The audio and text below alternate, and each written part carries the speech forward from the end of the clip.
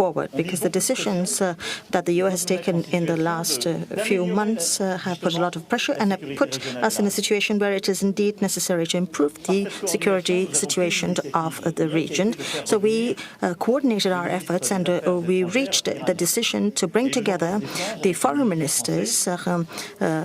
Foreign Minister of Iran had a meeting with the French Foreign Minister, and a roadmap has sort of been said, but nothing is absolutely set in stone, and we will have to move ahead together to find an outcome. This morning, President Rouhani said that he was prepared to meet any political leader in the interest of his country. And that's what I told Minister Zarif, and this is what I mentioned to President Rouhani on the phone as well, that if he agreed to a meeting with President Trump, that my conviction was that an agreement can be met. We know the terms, we know the objectives, but we have to just now sit around the table and make that happen. So I hope that in the next few weeks, based on our discussions, we will be able to achieve the meeting that we just mentioned between President Rouhani and President Trump, myself and the partners who have a role to play in nuclear negotiations will also be fully involved in these negotiations. And I think that this meeting is very important, and in the last few days have clarified the situation. A lot of messages have been conveyed. A lot of work has been done between our ministers. I would like to thank our ministers who have been totally involved in these discussions and have set the stage for these discussions and for an agreement. Of course, I want to be very cautious and very modest, but I think that this is going to lead to putting an end to escalation and reaching a suitable solution. So the discussions that we had on Saturday afternoon and Saturday dinner have been very fruitful, and our purpose is to ensure the stability of the region. The idea is to make sure that Iran doesn't get the nuclear weapon and have more visibility in the long term. As far as trade is concerned, we've also shared a lot of analysis and a lot of observations. Later on, I'll go into the details of that. But I think we can say that our discussions have clarified what is legitimate and what the United States feels is an unfair situation. We have international rules that govern international trade. And in this one-page document, we said that it is very good to have a single organization that governs international trade. But so far, this collective body has not been very efficient in raising trade barriers. It has not been efficient enough in solving problems when they occurred. It has not been efficient enough in protecting the intellectual property of our industries. Discussions are underway currently, in particular between President Trump and President Xi. And we have seen, even in just the recent, very recent past, that an agreement can be reached. So we want to reaffirm our desire to change the rules that govern international trade and revamp them so that no one is dealt with unfairly, so that our workers are protected, and so that the situation of the past is put to an end. And this is something that we need to work on together. Now, there was a lot of nervousness because of misunderstanding, because some very powerful economic players could have said, what about this digital tax that France has imposed? Well, we have reached a very good agreement, and once again, the solid work that has been done upstream by our ministers has really helped us to make progress. In our economies, we have very unfair situations where some players don't pay taxes. So there is unfair competition with other players. And it is these large multinational players that don't pay taxes, which leads to significant instability on the economic front. Is this fair? It is not fair. Of course, we're pushing for international rules on this even. And at the European level to 10 countries, France, Italy, even the UK is getting ready to do so, it has decided to do something at the national level. But it is not against any company in particular. It's just to solve the problem. In fact, a lot of French companies will also be impacted by this tax. And some of you have probably heard me say a few months ago that this is only to find a solution. And the aim, ultimately, is to find an agreement internationally by 2020 to revamp international tax systems within the framework of the OECD to combat harmful trade practices, which are also harmful to the U.S. economy. And through this digital tax, on this digital tax, we've worked a lot bilaterally as well, and we have reached an agreement to overcome the hurdles. So we're going to work on a bilateral and multilateral basis to find a solution together. And the day international tax exists on digital services, France will do away with its national tax. And everything that has already been paid under the French tax system will be reimbursed. So the idea is that we need to find a joint agreement in order to address joint international problems. And the situation right now is very negative, and the international tax system definitely needs to be modernized. And I think we will work together in a spirit of cooperation on this. As to Libya, Syria, North Korea, Hong Kong, you will see in the one-page document that we have made considerable headway in the spirit of unity, and we have also done some significant work in as far as the Amazon region is concerned. There have been relations with President Bolsonaro, and we have taken a very ambitious initiative that President Pinheiro presented this morning after having discussed with all the heads of state and government of the region, as we had wished and as President Trump had wished as well. I don't want to go into the details, but I just wanted to highlight these few things that I just mentioned. I just wanted to say that we worked together hand in hand with President Trump over these 2 days. And during this G7, and I would like to thank all my colleagues, in fact, for this, we have managed to reach convergence at unprecedented levels on several issues. And now we're going to continue this work in the weeks and months to follow with a lot of energy. And North Korea knows how strongly President Trump is committed to this issue. There's also the agreement with China, and we're going to work hand in hand on all of the different issues. I would like to thank you, President Trump, for your involvement in the last couple of days. I would like to thank your First Lady, who was by your side and who has been very active side by side with my own spouse, and she has honored us and in our country. She knows how popular she is in our country, and President Trump will be hosting the G7 summit next year, so I'm going to give him the floor so that he can tell us how you intend to organize the G7, and I will be there by your side with the same will and the same determination and the same desire for unity. Thank you.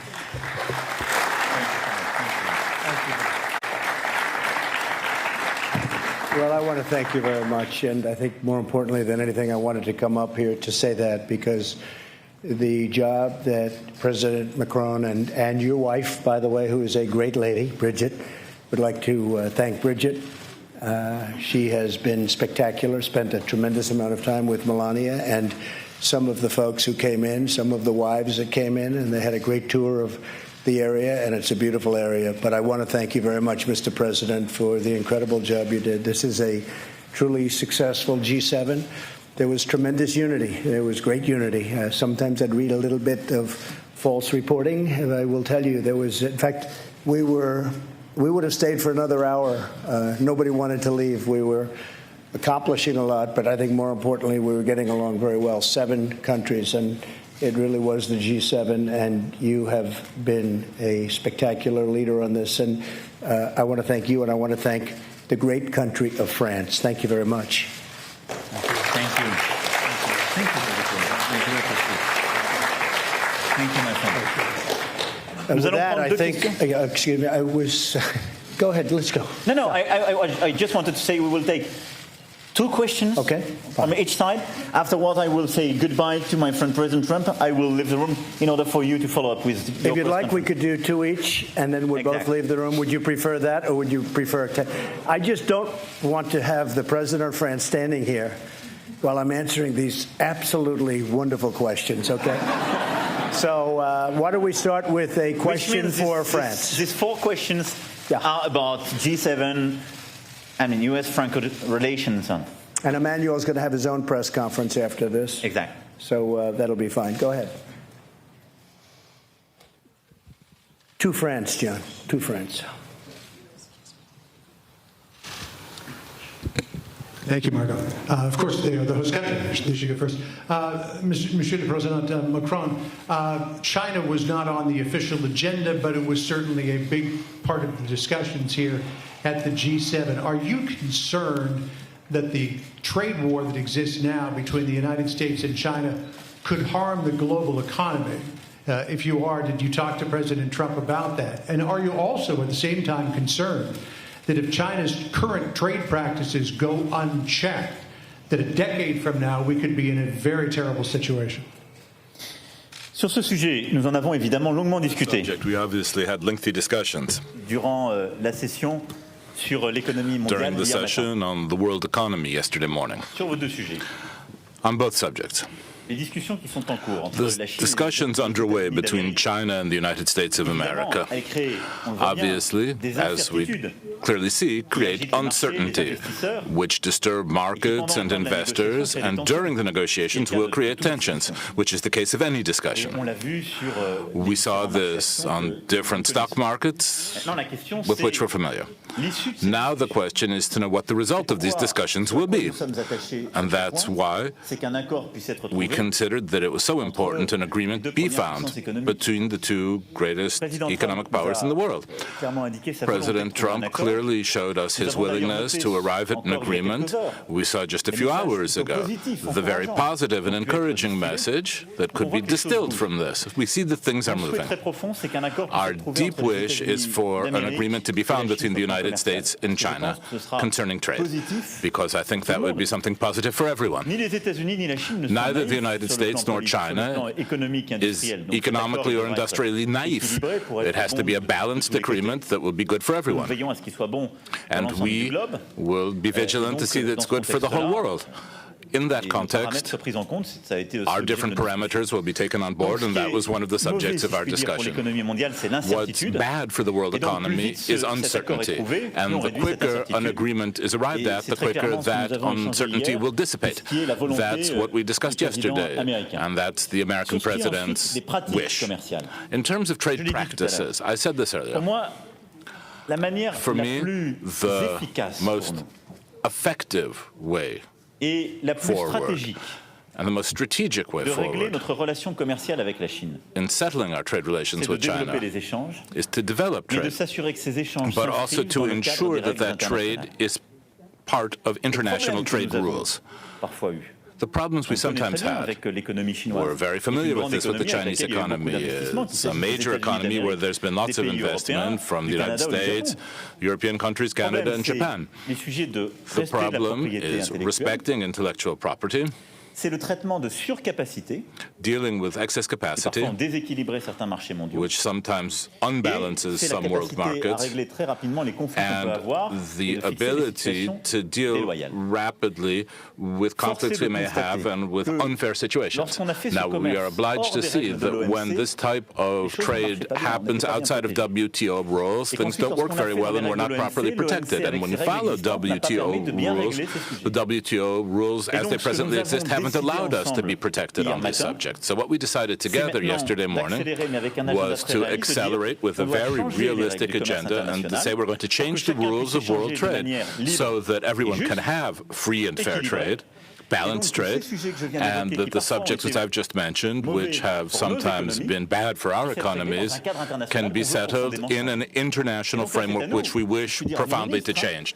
And we and our different ministers in the different contexts that we're putting forward are going to share these political goals.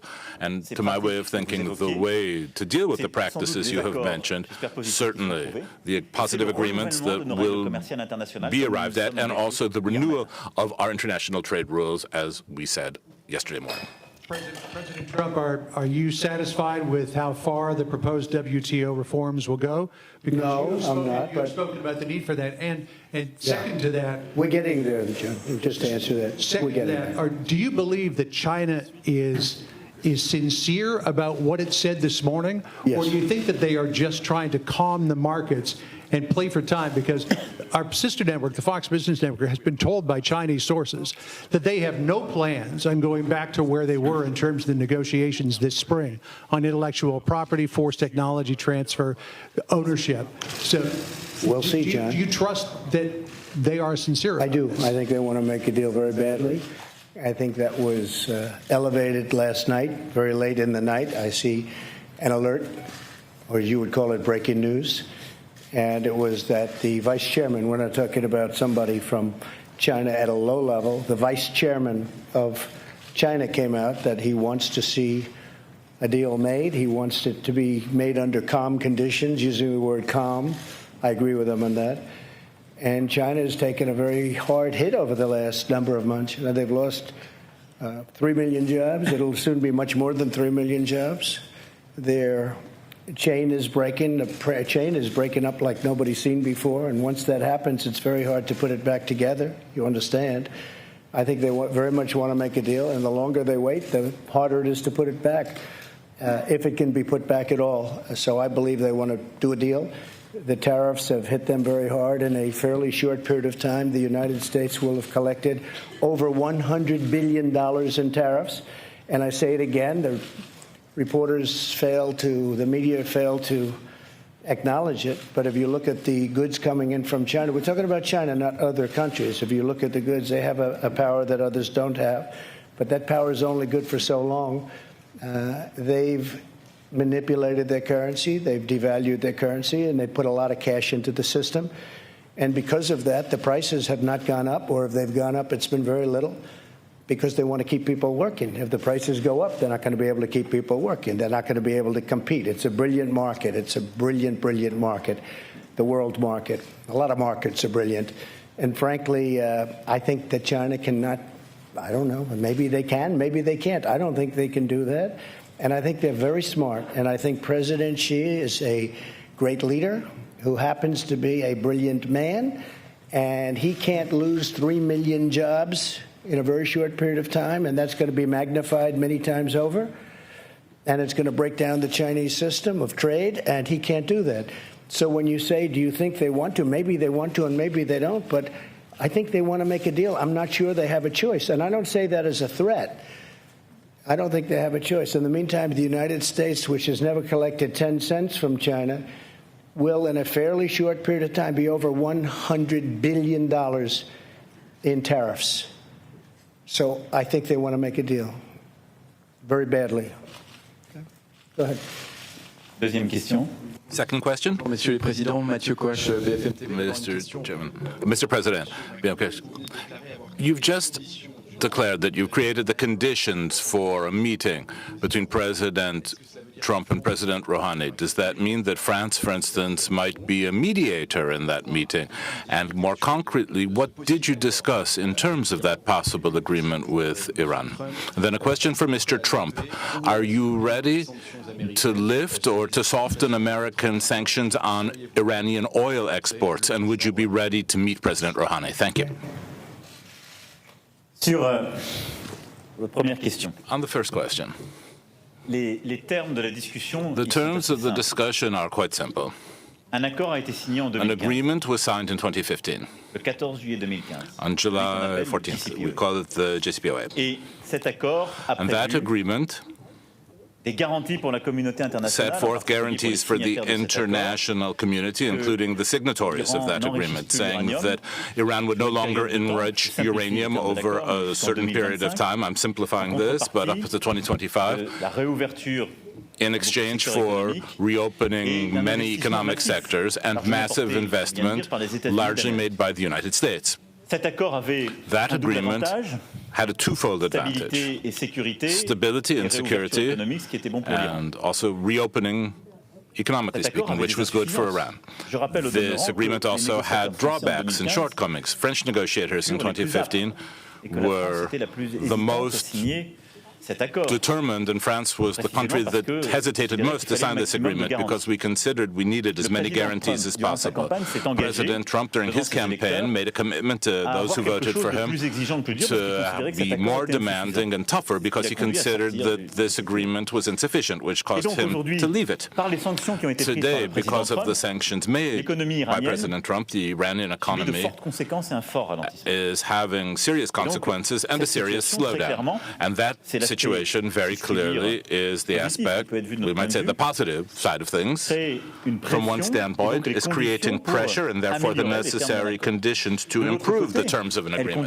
On the other hand, it's leading to reactions in Iran who are saying, well, we've signed this agreement, but those who have signed it are not respecting its terms, and so we're starting symbolically to enrich uranium, and they risk that they're going to go further still and leave the GPCOA.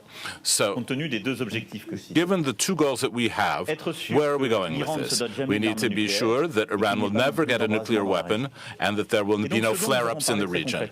And so what we discussed very concretely was to see how we could improve very considerably, or really, in fact, build a new nuclear agreement with Iran.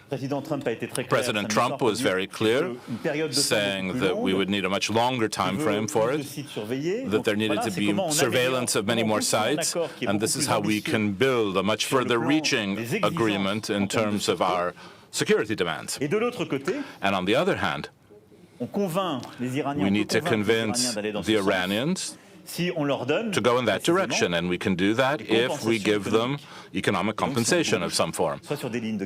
If we make some movement in terms of lines of credit or reopening certain economic sectors. I can't tell you today publicly more about this because anything I will tell you in detail will jeopardize the conversations we're going to have. But this is basically what we're discussing. On the basis of our initiative, there's also a Japanese initiative. I'm talking in total transparency with the President, but we agreed on a strategic goal, and I want us to go further in this framework and to make proposals. At a given point in time, there will have to be a meeting between the American and the Iranian presidents, and I would wish that in coming weeks, such a meeting take place. France will play a role together with the other signatories who are our partners in the GPCOA. But after that, we'll need to create the necessary conditions, because we'll have the necessary visibility for this agreement to be signed and sealed, and for this meeting between the two presidents to take place. So I would rather talk about concerted initiatives and exchanges rather than mediation, because at the end of the day, we have constant exchanges with President Trump. I share his goals. Sometimes we say we don't agree on methods, but I want to get there. I want to have an agreement. And I think there's been a true change. This morning, President Rouhani showed himself to be open to this meeting happening. And President Trump has been saying for weeks that he's being demanding, he's being tough, he's put forward sanctions, but I'm ready to have a meeting to make a deal.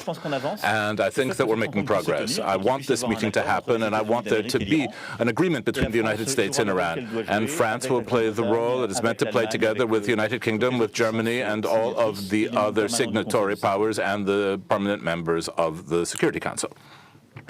Iran is a country that is not the same country that it was 2.5 years ago when I came into office. Iran was the #1 state of terror throughout the world. There were 18 sites of confliction in my first week when I spoke with the folks at the Pentagon, including lots of generals and lots of other military experts. 18 sites of confliction, meaning 18 sites of big problems. Every one of them was backed by Iran, or in some cases actually using Iranian soldiers, but at a minimum Iranian wealth much of it given in the ridiculous deal where they were given $150 billion plus $1.8 billion in cash, and they used that money for some bad purposes. With that being said, I think that Iran is a country of tremendous potential. We're not looking for leadership change. We're not looking for that kind of change. This country has been through that many times before. That doesn't work. We're looking for no nuclear weapons, no ballistic missiles, and a longer period of time. Very simple. We can have it done in a very short period of time. And I really believe that Iran can be a great nation. I'd like to see that happen. But they can't have nuclear weapons. Okay? Thank you. Excuse me? If the circumstances were correct or the right, I would certainly agree to that. But in the meantime, they have to be good players. You understand what that means. And they can't do what they were saying they're going to do, because if they do that, they're going to be met with really very violent force. We have no choice. So I think they're going to be good. I really think they'd like to. And by the way, President Macron told me every step that he was making yesterday. A lot of you said, oh, he came in. He told me long before he came in what was happening, I didn't think it was appropriate to meet yesterday, too soon, and things have to be worked out first. But President Macron told me exactly what was happening, who was coming, what time they were coming, where they were going to meet.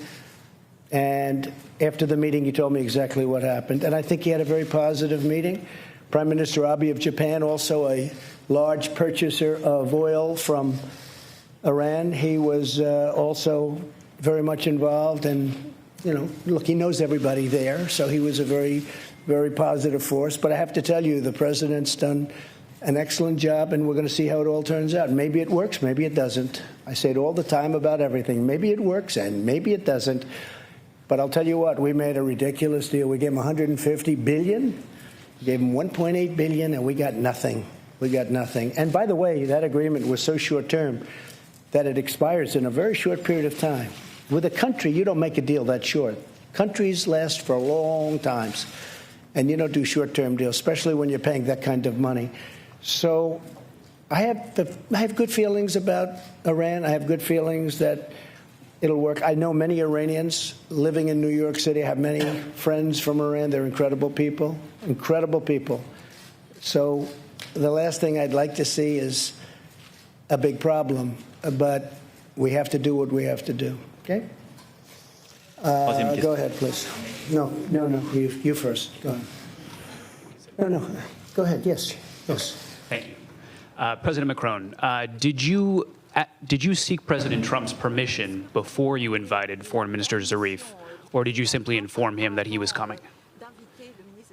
Thanks for this very precise question. No, but to be very clear, and we are part of JCPOA. We decided to remain in this deal. So we are very much interested by the situation as a sovereign country. That's why we want the different parties to move. On the other side, as President Trump made it very clear over the summer, we never spoke on behalf of other countries. We just tested some solutions and to see if we can find an agreement with different countries. So we took an initiative this summer to make a proposal, a technical one. I got the reaction from Iran through President Zarif's visit on Friday morning in Paris. After the discussion we had at the G7 dinner on Saturday evening, I thought that it was very clear about where we can go together. So the day after, I decided to invite, as friends, Minister Zarif. So I informed, before making it, I informed President Trump that it was my idea not to involve the United States, not to say this is on behalf of you, of everybody, but to say, as friends, I think it would be a good idea to ask him to go back and try to negotiate something separately. So I did it on my own. I informed, before making it, President Trump. He was informed at each minute about the situation. And the idea for me was, in case of structural move and important move on appropriate solutions, perhaps to have meetings between ministers, not at President Trump's level, because President Trump's level is President Rouhani. So this is my precise answer. This is a French initiative, but made by a clear information of the US president before, information as well of the three Europeans, and each time I inform President Trump in order to monitor the situation and to appreciate together if something more was adapted. I have to say the JCPOA was a bad deal, should not have been entered into. A lot of things could have happened that would have been much different. They're allowed to test ballistic missiles. You're not allowed to go to various sites to check. And some of those sites are the most obvious sites for the creation or the making of nuclear weapons. And those things have to be changed, and other things have to be changed. And I will tell you, I have very good feelings about it. I think that we're going to do something. It may not be immediately, but I think ultimately we're going to do something. As I said, Iran is a much different country than it was 2.5 years ago. And we can get that back, and I'd encourage it. I actually had friends years ago. Many years ago, they were in the real estate business, and they were in Iran, and they were building houses and building housing and building office buildings and apartment houses, and they did very well. They made a lot of money, and to this day, they're not exactly the youngest developers anymore, but I tell you, they were young when they went over there. They made a lot of money, and they loved the people, and they loved what was going on. And it's a country with tremendous potential. I also say that, by the way, with respect to North Korea. Kim Jong-un, who I've gotten to know extremely well, First Lady has gotten to know Kim Jong-un, and I think she'd agree with me. He is a man with a country that has tremendous potential. You're in between China, Russia, and South Korea. People want to get to South Korea. They got to get there somehow, and if they're going to do anything other than essentially fly, they want to go through. So railroads and everything else, so many things want to happen there. I think that North Korea has tremendous economic potential, and I think that Kim Jong-un sees that. He would be the leader, and I think he sees the tremendous potential that it's got. With respect to Iran, the same thing. Iran is incredible people, an incredible country potentially, location that's a little rough neighborhood, but eventually it's going to be a beautiful neighborhood. I think that it's going to work out. And I really believe that those countries that went into the original deal, that more and more are agreeing with what I did. But I think those countries are going to be saying thank you someday. I hope they're going to be saying, including France, including the president, because I think we did the right thing. I know we did the right thing. If for no other reason, it's just too short. It's almost expiring, if you think about it. And somebody said, well, you'll go and make an extension. No. They're great negotiators. Look at what they did to get the deal. Look at what they did to John Kerry and to President Obama. Look what happened, where they're bringing plane loads of cash. Plane loads, big planes, 757s, Boeing 757s, coming in loaded up with cash. What kind of a deal is that? So I think a lot of good things are going to happen. And I just want to say this because I've spoken a lot with the president this last 2.5 days. We've never had a better relationship. We had a lunch that lasted for quite a while that many of you got to see. It was the two of us. No staff, no anything. He wasn't trying to impress his people. I wasn't trying to impress his people. We were just trying to impress each other. And I'll tell you what, it was the best period of time we've ever had. And we accomplished a lot. I don't mean just, gee whiz, wasn't that nice? He's a very capable man. He's doing a great job for France. He did an incredible job for the G7, and I just want to thank you. And you go ahead to your news conference, and very special. This was a very special, very unified 2.5 days, and I want to thank you for it. Thank you. Thank you.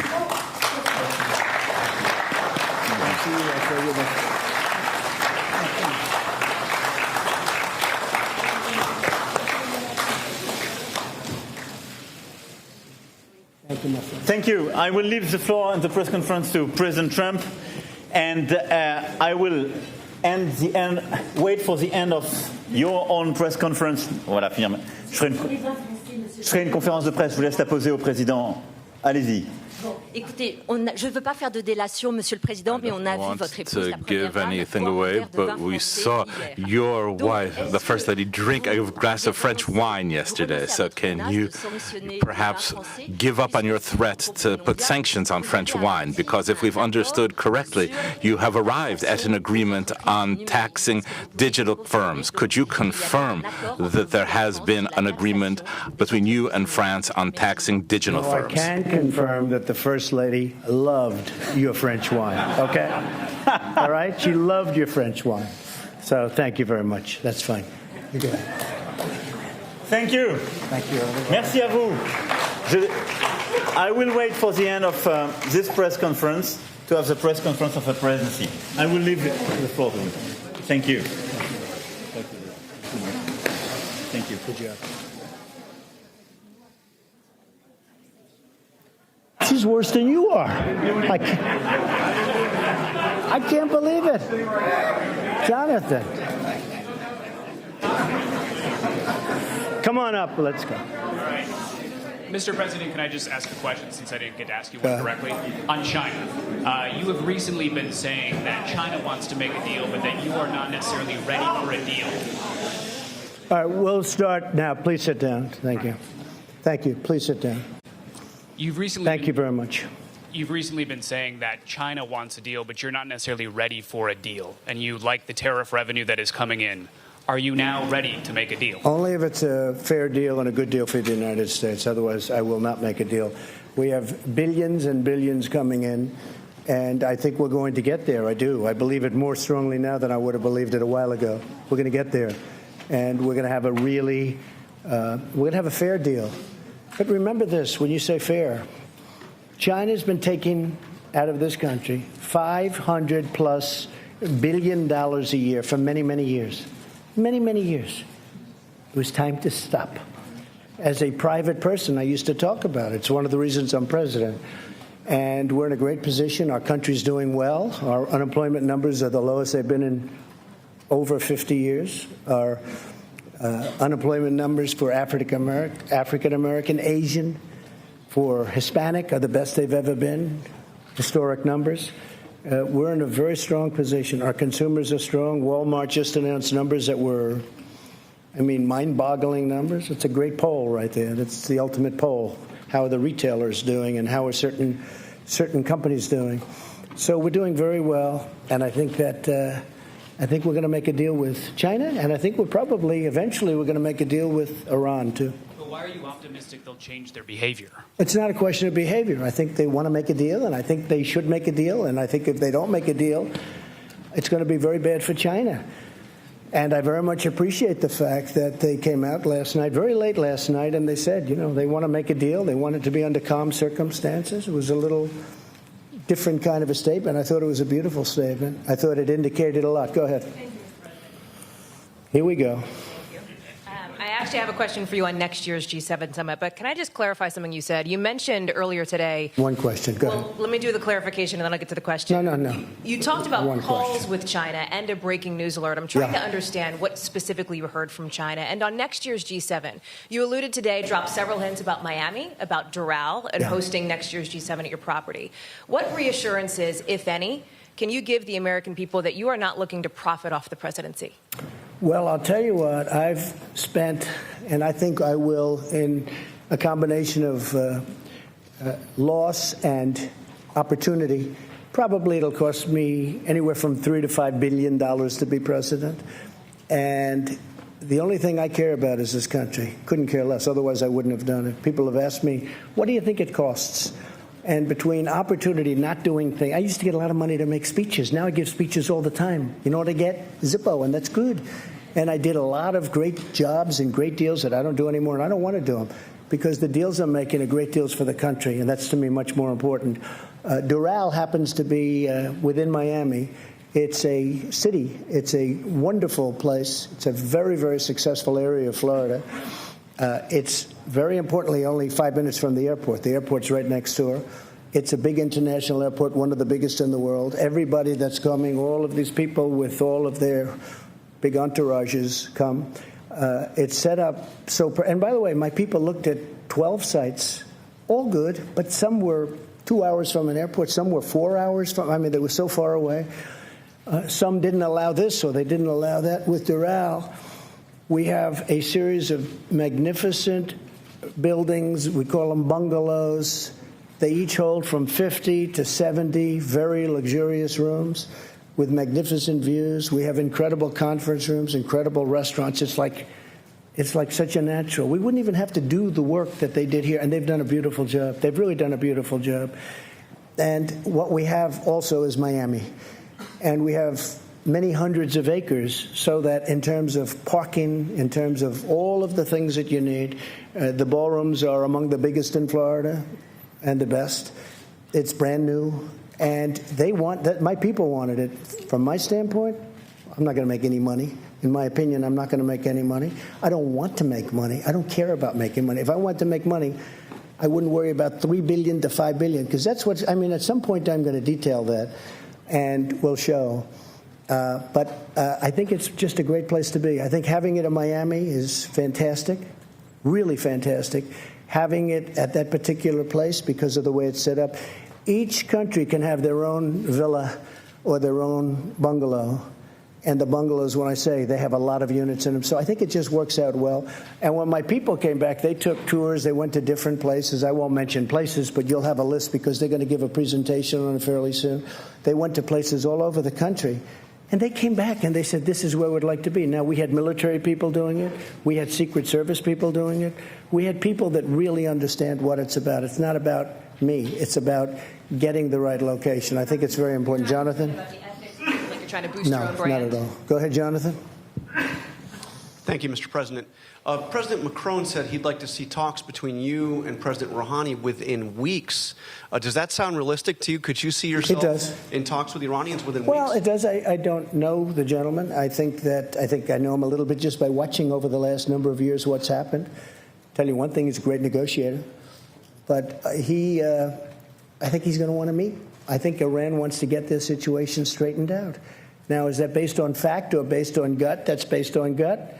But they want to get their situation straightened out, Jonathan. And they're really hurting badly. Their inflation, as you know, because I saw you reporting on it, their inflation is through the roof. Their economy is tanked entirely.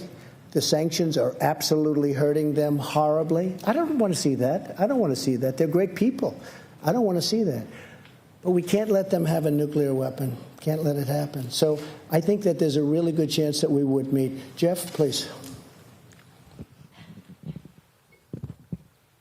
Thank you, Mr. President. Another follow-up from what the President of France said. He said that there might be a need for compensation to Iran. Would you, given all of the criticism you've made of the JCPOA and the money that they got, be open to giving Iran compensation if it met some of the criteria that you laid out? What he's talking in terms of compensation is they are out of money. And they may need a short-term letter of credit or loan. No, we're not paying. We don't pay. But they may need some money to get them over a very rough patch. And if they do need money, certainly, and it would be secured by oil, which to me is great security.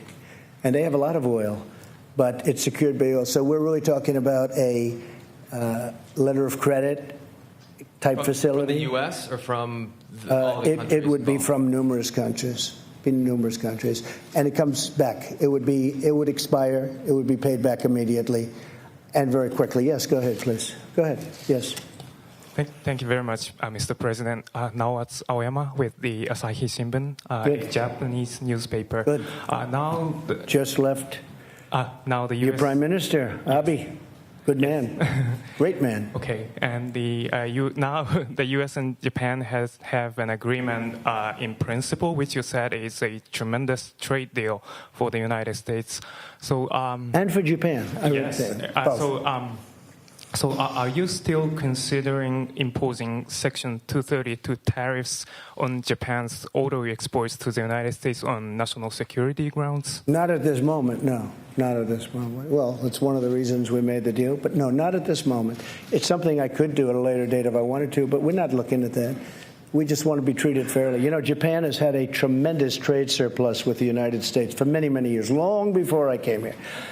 And I'll tell you something, we're transforming our country. We're taking these horrible, one-sided, foolish, very dumb, stupid, if you'd like to use that word, because it's so descriptive. We're taking these trade deals that are so bad, and we're making good, solid deals out of them. And that's transforming our country. That will be transformative and very exciting, I think, for our country. Very, very exciting. Please, go ahead. Go ahead.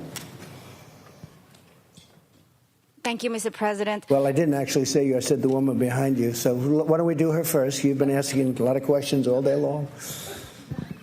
Thanks, Mr. President. Yamiche Shelsener. Can't say I don't give you access, right? Go ahead. Thanks, Mr. President. Yamiche Shelsener with PBS NewsHour. Yes. Why do you think it's appropriate to invite Russia to the G7, given that they've meddled in the 2016 election? And are you worried that if Russia does come to the G7, that it might hurt you politically because it's only going to be a couple months before the 2020 election? I don't care politically. I really don't. A lot of people don't understand this. I ran one election, and I won. Happened to be for president. I don't care politically. I'm going to run another election. I think I'm winning based on polls that we see. Whether I win or not, I have to do the right thing. So I don't do things for political reasons. Is it good? Probably not. Maybe it is. I mean, a lot of people are smart. A lot of people say having Russia, which is a power, having them inside the room is better than having them outside the room. By the way, there were numerous people during the G7 that felt that way. And we didn't take a vote or anything, but we did discuss it. My inclination is to say, yes, they should be in. They were... Really, it was a President Obama. I'm not blaming him, but a lot of bad things happened with President Putin and President Obama. One of the things that happened was, as you know, what happened with a very big area, a very, very big and important area in the Middle East where the red line was drawn, and then President Obama decided that he was not going to do anything about it. You can't draw red lines in the sand. You just can't do it. And the other was in Ukraine, having to do with a certain section of Ukraine that you know very well, where it was sort of taken away from President Obama. Not taken away from President Trump, taken away from President Obama. President Obama was not happy that this happened because it was embarrassing to him, right? It was very embarrassing to him. And he wanted Russia to be out of what was called the G8. And that was his determination. He was outsmarted by Putin. He was outsmarted. President Putin outsmarted President Obama. Wait a minute. And I can understand how President Obama would feel. He wasn't happy, and they're not in for that reason. Now, I'm only thinking about the world, and I'm thinking about this country in terms of the G7, whether it's G7, G8. I think it would be better to have Russia inside the tent than outside the tent. Do we live either way? Yes, we live either way. Is it politically popular for me to say that? Possibly not. I think a lot of people would agree with me, frankly, but possibly not. I do nothing for politics. I know a lot of you aren't you're going to smile at that. I do nothing for politics. I do what's right. And people like what I do. But I just do what's right.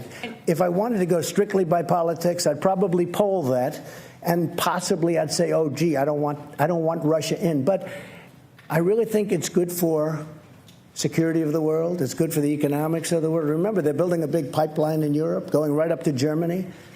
And I said to Angela, who I had a great relationship, but I said, you pay Russia billions of dollars, and then we defend you from Russia. And I say, how does that work? A misleading statement that Russia outsmarted President Obama. Well, he did. Other countries have said that the reason why Russia was kicked out was very clearly because they annexed Crimea. Why keep repeating what some people would see as a clear lie? Well, it was annexed during President, I know you like President Obama, but it was annexed during President Obama's term. If it was annexed during my term, I'd say, sorry, folks, I made a mistake, or sorry, folks. President Obama was helping Ukraine. Crimea was annexed during his term. Now, it's a very big area, very important area. Russia has its submarine. That's where they do their submarine work, and that's where they dock large and powerful submarines, but not as powerful as ours and not as large as ours. But they have their submarines. And President Obama was pure and simply outsmarted. They took Crimea during his term. That was not a good thing. It could have been stopped. Could have been stopped with the right whatever. It could have been stopped. But President Obama was unable to stop it, and it's too bad. Go ahead. You've been watching a news conference with President Trump following the end of the G7 summit, and you just heard the President of the United States. We are going to stay with live coverage of President Trump's news conference at the conclusion of the G7. Let's continue to listen in. He was a part of G8, and all of a sudden, he's not out or he's not in. So I think, John, actually, that's a pretty tough thing for him. You know, he's a proud person. Would I invite him? I would certainly invite him. Whether or not he could come psychologically, I think that's a tough thing for him to do. You have a G8, now it's a G7, and you invite the person that was thrown out really by President Obama, and really because he got outsmarted. President Obama, pure and simple. And don't forget, it was not just Crimea. It was the red line in the sand. And Obama said, never violate the red line in the sand. And then they went ahead and they killed many children with gas. It was terrible. And he did nothing about it. I did, but I was there years later. I did something about it, but I was there late. Go ahead. Thank you, sir. Can you help us understand the timeline on the China calls? Were you referring to the statement by the Vice President? Well, we've had many calls. Secretary Mnuchin is here, and you've had many calls over the last 24 hours, but certainly over the last 48 hours. We've had many calls, not just one. This isn't one. And these are high-level calls. They want to make a deal. And by the way, I think a deal is going to be made, but they want to make a deal. So the Chinese are saying that there weren't any particular. The Chinese are not calls. saying that. Excuse me, let me explain something. The vice chairman of China, do you get higher than that other than President Xi? The vice president, the vice chairman, it's like the vice president, the vice chairman made the statement that he wants to make a deal, that he wants to see a calm atmosphere. He wants it all to happen. That says it there. I don't have to talk about, you folks were reporting before, well, we can't find any phone call. He released a statement. I didn't release it. He released a statement. But there were phone calls, sir, Mr. President. There were phone calls. Numerous calls.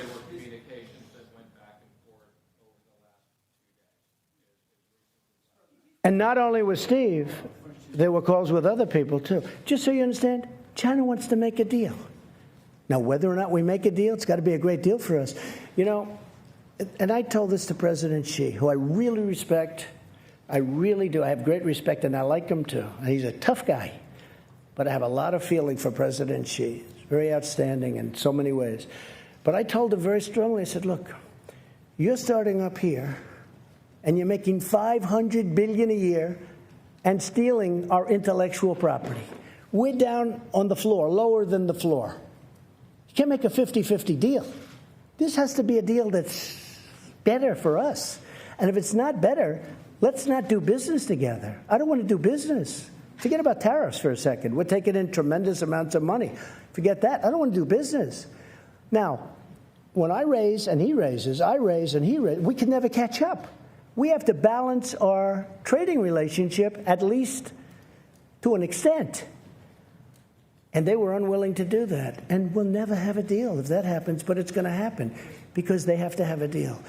And as far as phone calls are concerned, Secretary of the Treasury and other people have been receiving many calls, not receiving, back and forth, many calls. China wants to make a deal, and if we can, we will make a deal. We'll see.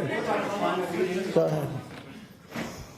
Mr. President, if I could ask you a little bit about your China strategy. Yeah. President Macron talked a little bit about instability and the worry in the markets and around the globe about instability. One of the things that comes from, as you talked to... You're talking about global economic instability? Right. I don't consider it instability, but what comes from is the back and forth and the changing statements from yourself, so that...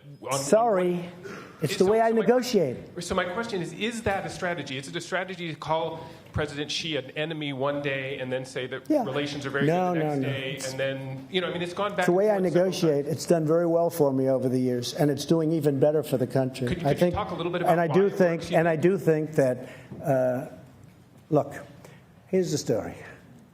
I have people say, oh, just make a deal, make a deal.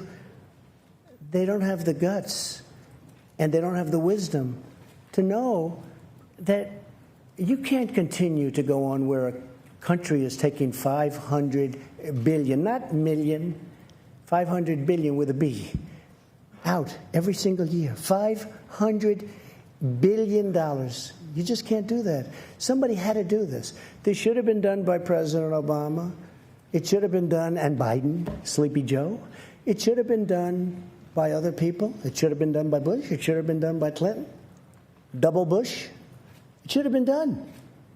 I'm doing it. Let me tell you something else. North Korea should have been done a long time ago. I'm doing it. I'm doing a lot of things that I shouldn't have to be doing. Please.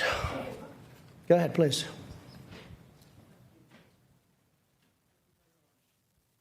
Beth Rigby, Sky News. President Trump, you've met our new Prime Minister Boris Johnson yesterday. Yes. You said he was the right man for the job on Brexit. I believe that. Do you think Theresa May was the wrong woman? And do you think that Boris Johnson can actually get a deal with the EU before October the 31st? Well, Theresa was unable to do the deal. I gave her my ideas as to doing the deal very early on, and you possibly know what they are, but I would have done that. She chose to do it her way, and that didn't work out so well. I think she's a very, very good person and a good woman, and I really believe that Boris Johnson will be a great prime minister. You know, we like each other, and we had a great 2.5 days. I've been waiting for him to be prime minister for about 6 years. I told him, what took you so long?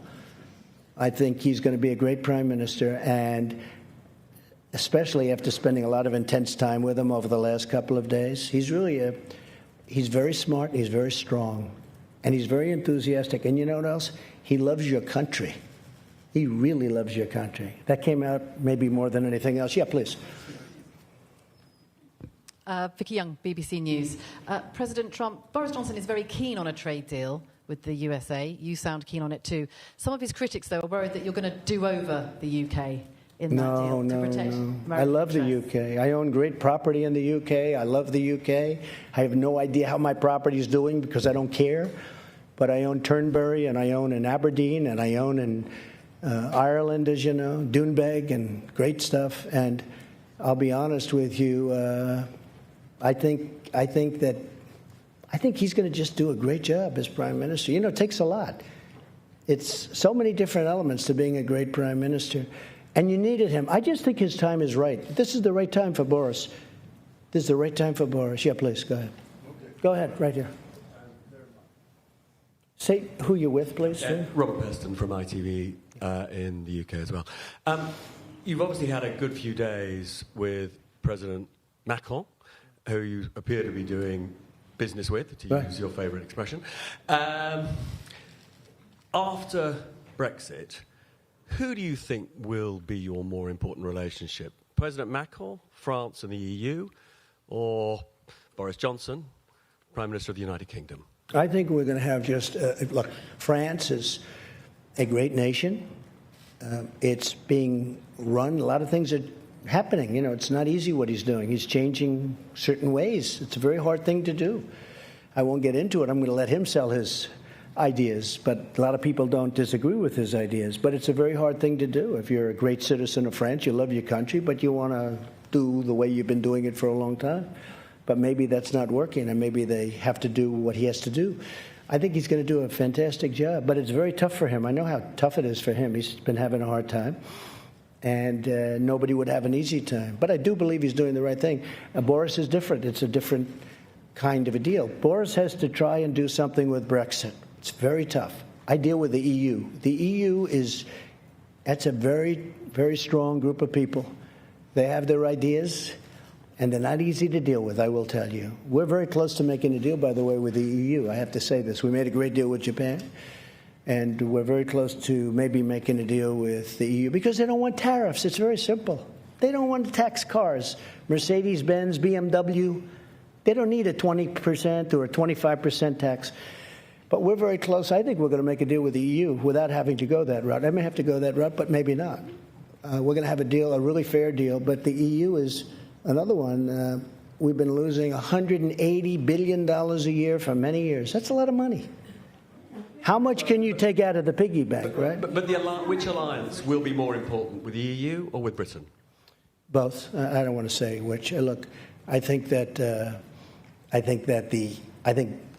we have been with, I guess it would start off by saying England, right? You know, I asked Boris, where's England? What's happening with England? They don't use it too much anymore. We talked about it. It was very interesting.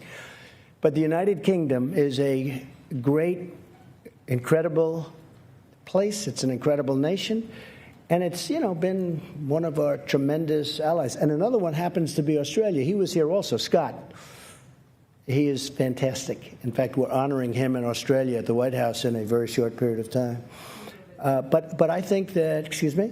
Will you visit Australia? At some point I will, yeah. At some point I will. Also Germany. Angela asked me to visit Germany. We're going to be doing that too. So I just think they're very different. And they're going to be going at it for a little while, but ultimately probably it works out.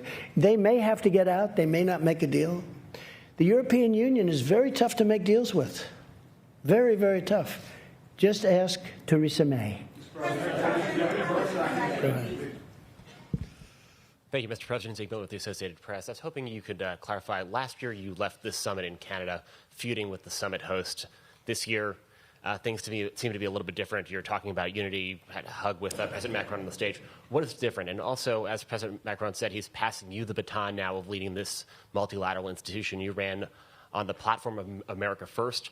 What is your now that you have a mandate for the international community, what are you going to do with it? Well, we actually had a very good meeting. I had it out with one or two people where we disagreed in terms of concept, but we actually had a pretty good meeting last year.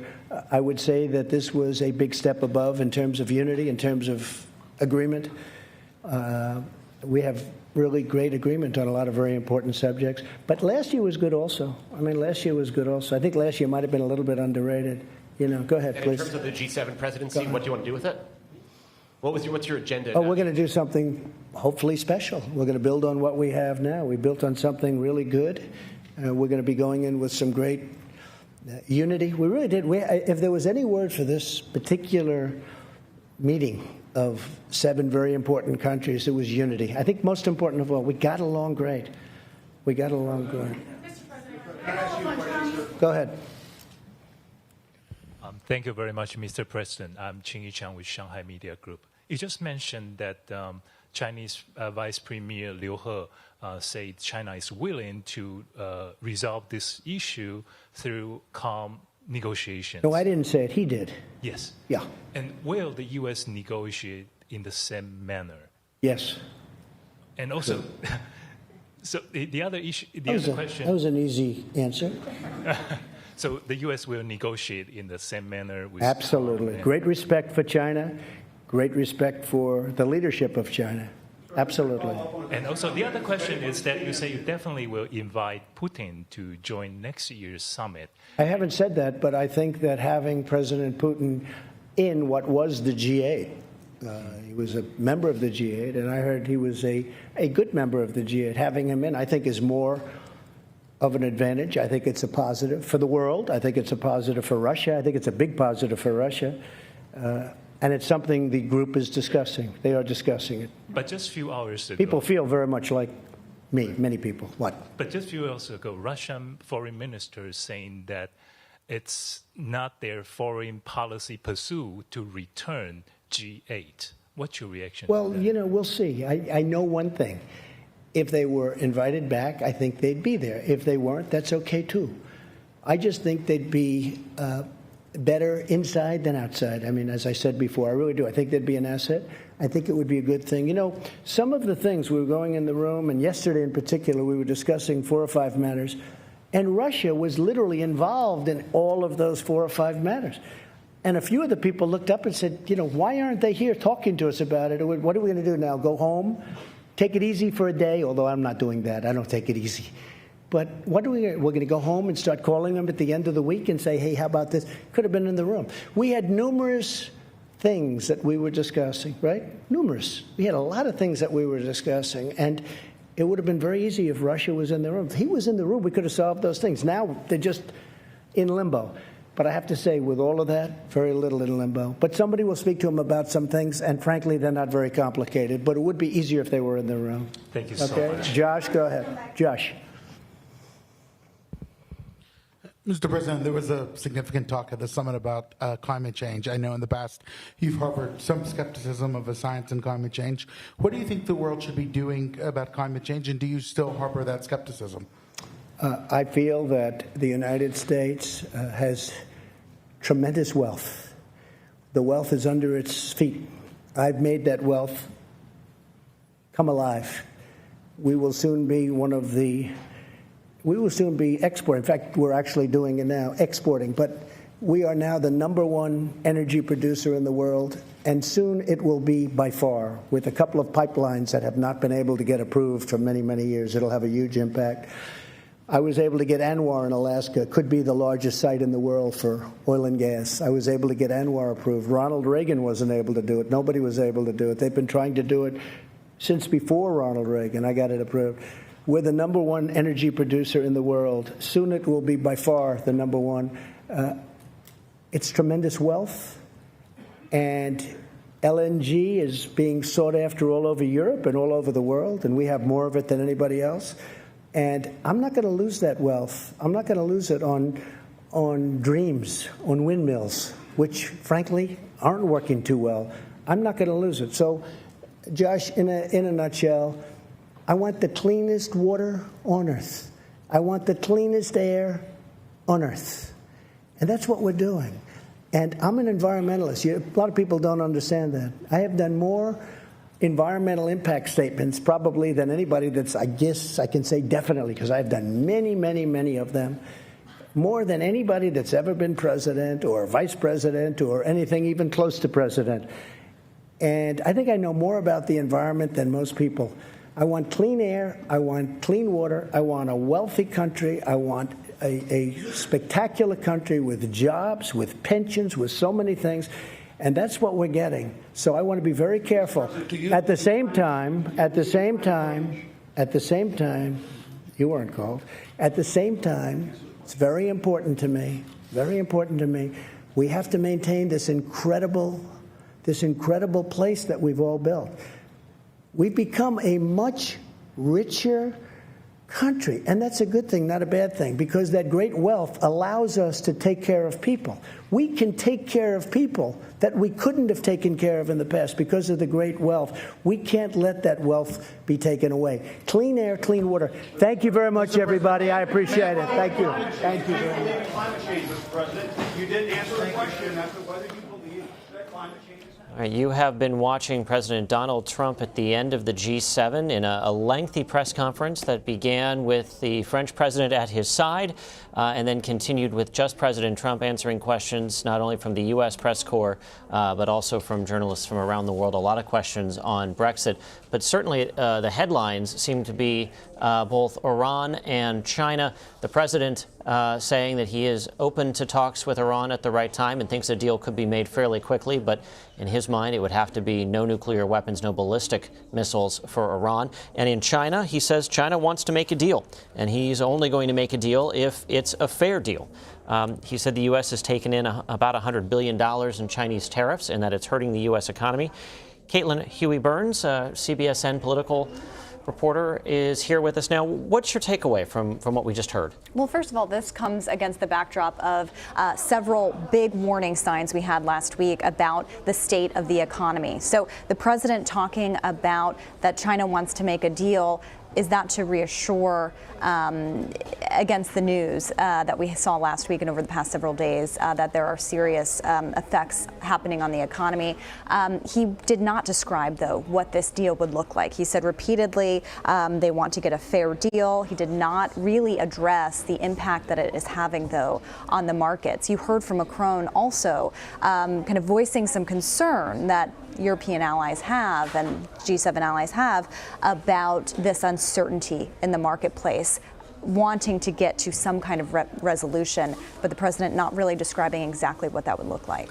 And the markets are up at the moment. White House correspondent Ben Tracy was in the room. We heard a couple of questions from Ben there at the G7 and is joining us now. Ben. That we may see for the first time since the Iranian. Well, I think what was really interesting about the China talk, and obviously there's a lot of focus on that today because of what President Trump said this morning, basically saying China called, they want to make a deal. He seemed to kind of back off that. He didn't say anything here today that we haven't heard him say about China before. And when pressed as to why he was suddenly more encouraged about what China is saying, he didn't really have any specific response to that. He basically just said China says they want to resolve this, they want to do it calmly. But anyone who's paid attention to this knows that China has said that for months. And it is President Trump who has been saying, I'm not really ready to make a deal because they won't agree to my terms, and I like all this tariff revenue that's coming in. So I'm not sure the ball has moved as far down the field on China as President Trump made it sound this morning. Certainly it helped the markets, but we'll have to see if there's really any progress in the days to come.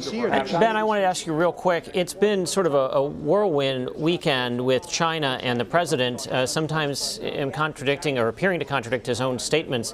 You've been in the room there. What has that been like, and where do you think things actually stand now? Is this ball been moved at all since he arrived in France? That is for sure. Miami, a Trump Doral, Craig. That is just one of many. There's a lot of confusion. I mean, take this back to Friday when the president left the White House, and he was basically issuing orders via Twitter for American companies to leave China. So think of how amazing that is on its face. He was saying, who is our bigger enemy, Chairman Xi or Jay Powell, the head of the Federal Reserve? And then you now have President Trump saying on this stage today and saying on Twitter this morning that President Xi is a great leader and a man that he respects a lot. So it's hard to tell on any given day where the president is on this. I think he's trying his strategy of what he likes to call maximum pressure to see where that goes. But at points there is so much pressure on this particular issue that the stock market starts to tank, and we do know that President Trump pays a lot of attention to that he views that as almost an opinion poll about how he's doing as president. So he's having a good day on the market today and a really bad day on Friday, but we'll have to see if there are substantive talks that now get scheduled and take place between these two sides on trade. Ben Tracy, thank you very much. Now we want to check in with White House correspondent Paula Reed, who has also been attending the G7 summit in France. Paula, what stood out to you from all of this lengthy press conference here? Well, in addition to China, which of course the markets and everybody back in the U.S. and all around the world, they were all watching to see if the president could give any true reassurances about progress with China. But as Ben just summarized, after months of negotiations, there really is no evidence that there is a deal imminent, though we know from our sources that they expect to have a call this week and meetings next month. But there was a little bit of news on Iran. French President Emmanuel Macron noted that he is trying to set up a meeting between the U.S. and Iran. President Trump didn't shut it down. He said he's open, but he would want the conditions to be right. He said that he has a good feeling that potentially they could make some progress towards a nuclear deal. The president said that is not based on evidence. That is based on his gut. And Paula, in fact, it sounded like the French president said that there might even be some ground rules or that might have gotten set here in what those talks might look like, perhaps not quite at the presidential level, but building up to that. Exactly, and it was important that he clarified the fact that he did not bring the Iranian minister here completely to blindside President Trump. The French president noted that while he made that invitation as the host of the G7, that he did eventually loop in President Trump. The Iranian minister was here, though the two did not meet. I think that's important because there were questions about whether the French did this just to do a runaround to President Trump, but it appears they kept him in the loop, even though there was no actual meeting during their time here in France. Paula, thank you very much. We are going to leave France and go to Washington, where CBS News chief Washington correspondent Major Garrett's been standing by for us. Major, what did you take away from all of this? So let's talk about China for a second. When the markets opened this morning, they jumped up 150 points on this positive appraisal of possible more talks. Those losses have retreated a little bit, but not much. So nothing at this press conference that President Trump said either rattled that optimistic appraisal from the markets or pushed it forward. Things are sort of where they were. I think the most important thing President Trump said about China and trade negotiations is it's not a question of their behavior, meaning China's behavior. Well, that's a revelation, I would say, to the president's trade negotiators and to the markets at large. Why? Because this entire trade dispute is fundamentally about what? China's trade behavior. What is that? Currency manipulation. The theft of intellectual property of U.S. companies that operate in China. Requirements in China that U.S. companies can only have a minority stake in those companies operating in China. Nothing higher than 49%. China must own 51%, or at least a threshold above 50% for any U.S. company to operate in China. Those are the fundamental behaviors at the heart of this trade dispute. So when the president says it's not a question of their behavior, it's a question about cutting a deal that suggests, or possibly at least asserts, the possibility that the deal, whatever it is, may not fundamentally address those underlying behaviors of China, and may be, as many economists, Chris, have been predicting for the better part of a month and a half, a deal that saves face for both countries, but may not in the end fundamentally alter the trade posture or the trade behaviors of the two countries. On Iran, I think it's just astonishing what's happened in Biarritz. The French, with the United States, understanding this was happening, but clearly not in a position to object or veto. When the French president said it was my initiative, and it was his initiative to make this happen, meaning inviting the Iranian foreign minister to the G7, it was clear President Trump didn't really have the option to say, don't do this. The French president was running the summit, said, this is my game, my deal, my initiative, and the president was consulted, informed, but really not given a position to say, you can't do it. And from that came the president's willingness to have a meeting face-to-face, possibly at the United Nations General Assembly in September. That's in a few weeks.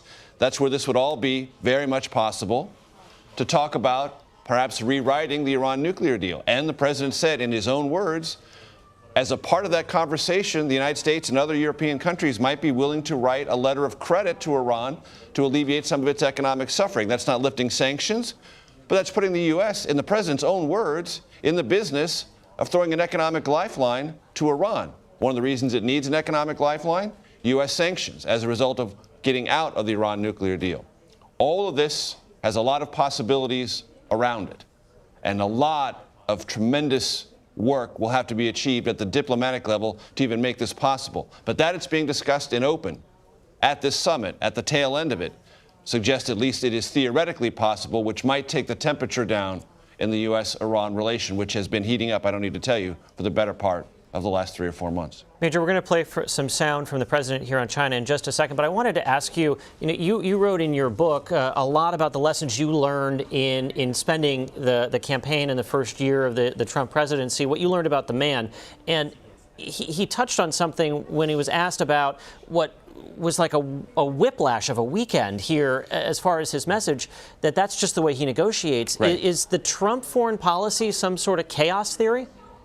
It is, at least in part. And when the president says, I have a gut instinct, that's exactly what he means. It's in my gut. It's not something that's based on a briefing paper or a conversation he's had with the Secretary of Treasury or Secretary of State. Those things may reinforce it, or the president's gut may reinforce what they're trying to accomplish.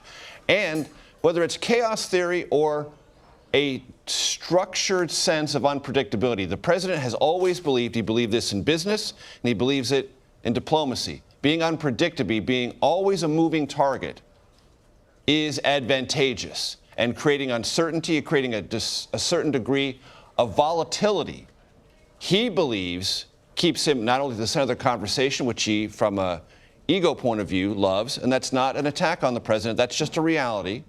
He loves to be the center of the conversation. Plus, he also loves to be the one that he believes is the lever in all these conversations. And by changing his rhetoric, changing his public posture, he believes enhances his own negotiating position.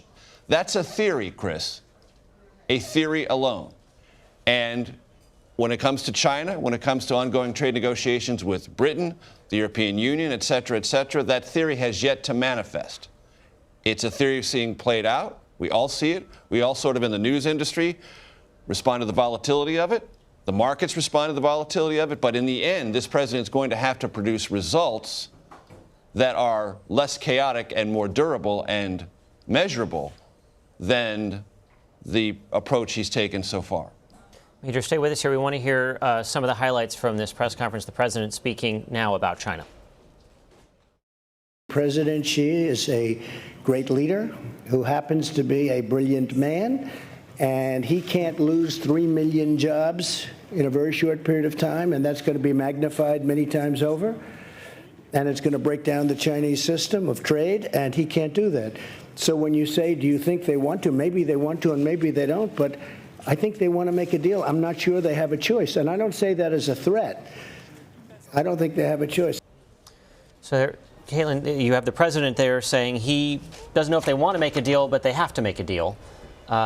Still no framework or timeline, but what do you take away from what the president's saying? Right. This is something that the president campaigned on. And I can say, following the presidential campaigns, this is something that is a huge issue for the president's constituents, possible voters, and for Democratic voters as well, because they are starting to see the potential impacts of this trade war and of the uncertainty that the president has introduced to them. Now, you have some allies of the president, supporters of the president, who trust in what he is doing. And a lot of voters that I've talked to, for example, say that they trust the president in his larger goal. But you also have some that are very worried about what this could mean. The economy is the centerpiece, really, of Trump's reelection strategy, even as he focuses on cultural and social issues like immigration and other items.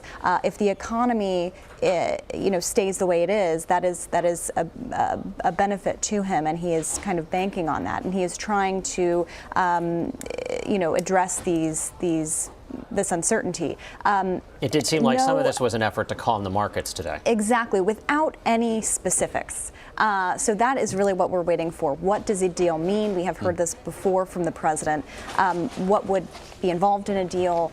What is different that China is doing that they haven't done before? I think it's also important to note what he said on Russia and Putin.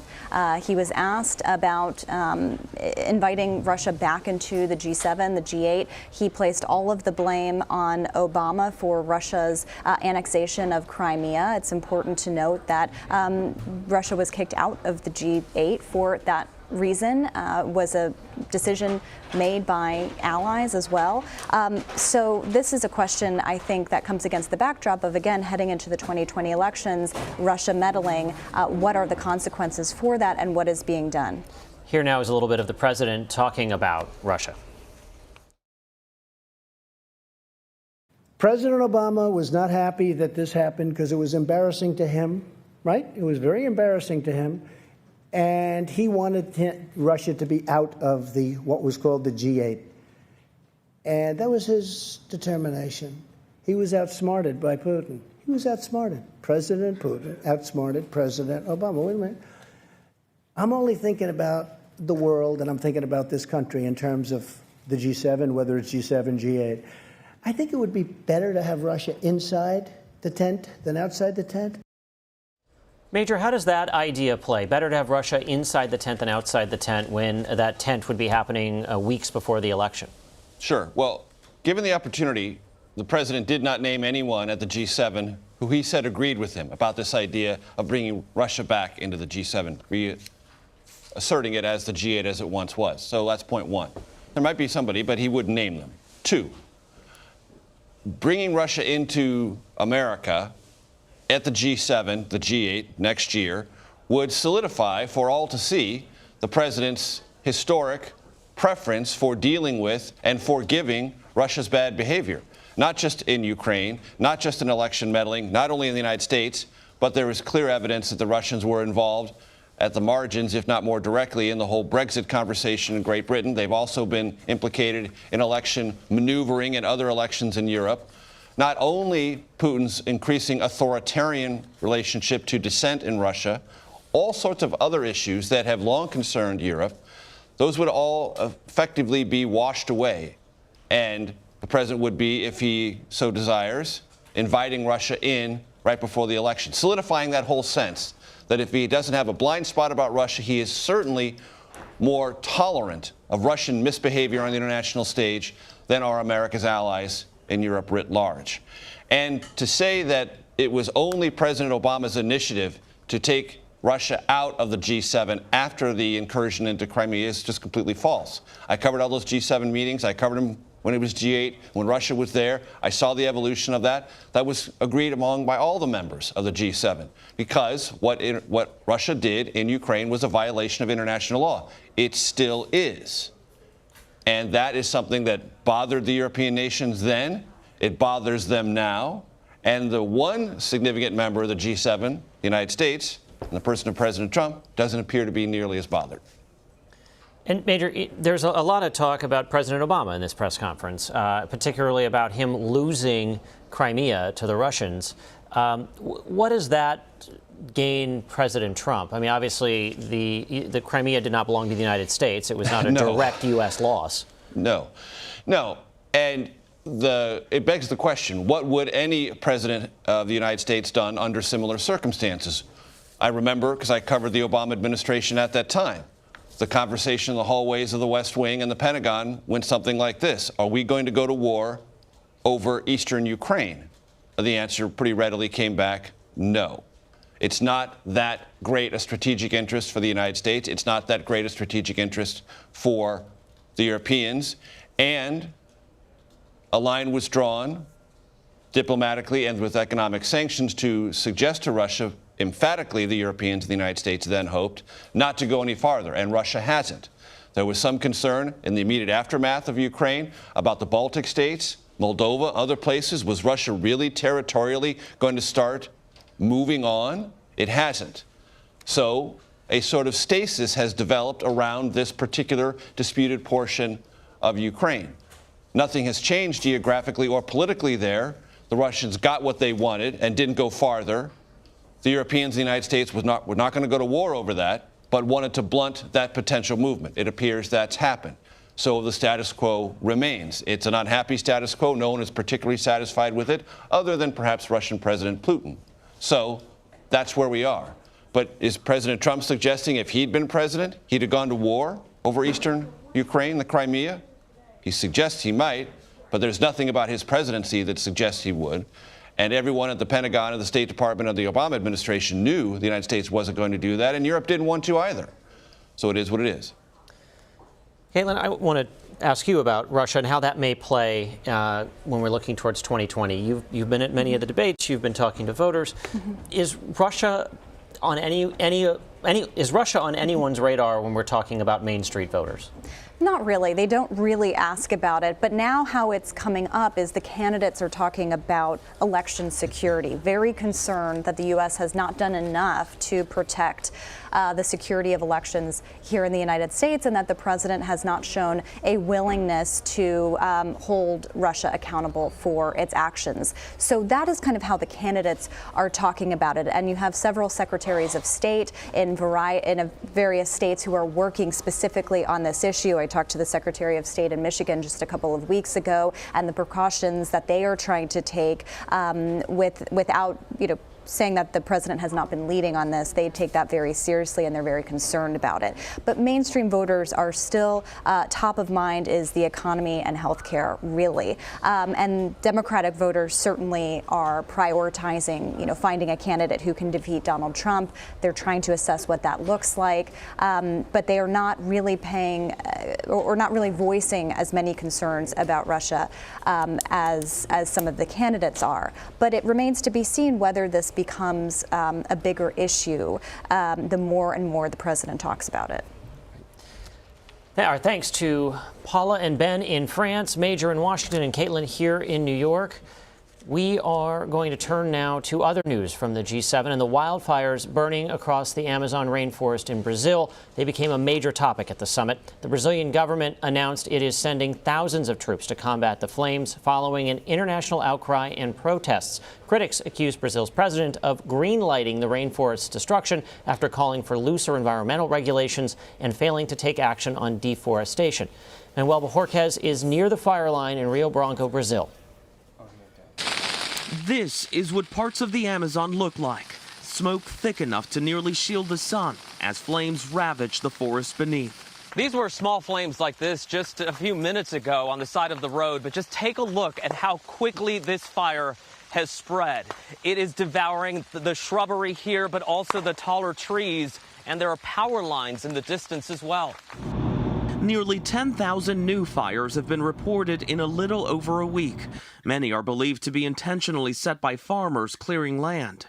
Jarlene Gomez is a researcher who promotes sustainable farming. What is making this year that much worse? This year we had more devastation, more deforestation, so the livestock can come. So they have to take this mass and do something with that, and the easiest way is to burn it. Brazil's president, Jair Bolsonaro, is sending the army to help battle the flames, but only after facing pressure from critics of his policies, which have relaxed environmental laws while promoting economic expansion in the forest. Do you think we're at the tipping point where the Amazon may not be able to recover? We think that the risk is too big. I mean, it's too great to take on because when fire hits the forest, we have no way to control it.